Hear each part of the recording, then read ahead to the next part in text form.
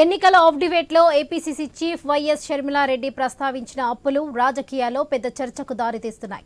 అన్న జగన్ దగ్గర 82,58,00,000, వదిన భారతి దగ్గర 19,56,000 అప్పుగా తీసుకున్నట్లుగా ఆఫ్ డిబేట్ లో షర్మిల పేర్కొన్నారు. రాజకీయంగా అన్నతో విభేదిస్తున్న షర్మిల ఇలా జగన్ దగ్గర అంత మొత్తం అప్పుగా తీసుకోవడం ప్రశ్నలకు దారితీస్తుంది. దీనిపై కర్నూలు పర్యటనలో షర్మిల వివరణ ఇచ్చారు.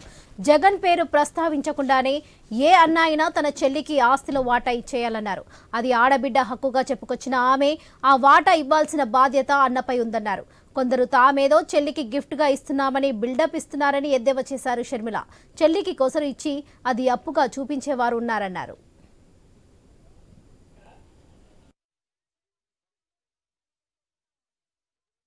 జగన్మోహన్ రెడ్డి గారు నాకు అప్పిచ్చారు అని నా అఫిడవిట్ లో చేర్చడం జరిగింది. జస్ట్ ఫర్ క్లారిఫికేషన్ సేక్, సమాజంలో నిజానికి ఏ చెల్లెలికైనా తన ఆస్తిలో తన వాటా ఏ అన్నైనా తనకు ఇచ్చేయాలి. ఎందుకంటే అది ఆ ఆడబిడ్డ హక్కు.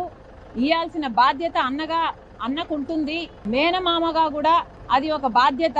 ఎందుకంటే తల్లి తర్వాత తల్లి స్థానంలో నిలబడేవాడు మేనమామ. కాబట్టి ఇది సహజంగా అందరూ పాటించే నియమం. అయితే కొంతమంది చెల్లెలికి ఇవ్వాల్సిన ఆస్తి వాటాను ఏదో తమ వాటాగా భావించి తామేదో చెల్లెలకి గిఫ్ట్ గా ఇస్తున్నాము అనంత బిల్డప్ ఇచ్చి ఇచ్చేవాళ్ళు కూడా ఈరోజు సమాజంలో లేకపోలేదు.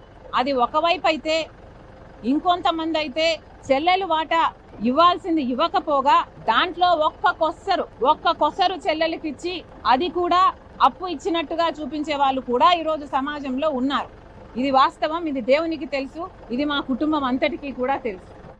గురూజీ రామ్ నారాయణ్ జీ ప్రపంచ ప్రఖ్యాత జ్యోతిష్యులు ఇప్పుడు మన హైదరాబాద్ లో ఎటువంటి సమస్యలకైనా తక్షణ పరిష్కారం చేయబడును. సంప్రదించండి 96651137 9000004357.